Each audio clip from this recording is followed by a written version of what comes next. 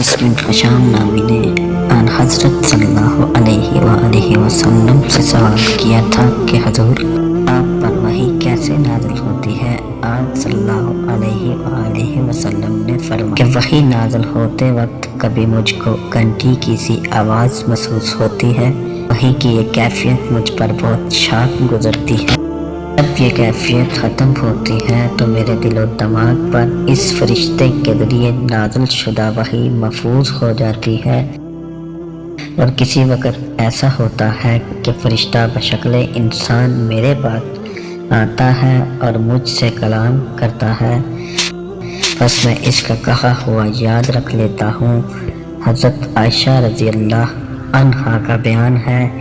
کہ میں نے سخت کڑاکے کی سردی میں آن حضرت صلی اللہ علیہ وآلہ وسلم کو دیکھا ہے کہ آپ صلی اللہ علیہ وآلہ وسلم پر وحی نازل ہوئی، اور جب اس کا سلسلہ موقوف ہوا تو آپ صلی اللہ علیہ وآلہ وسلم کی پیشانی پسینے سے شرابور تھی۔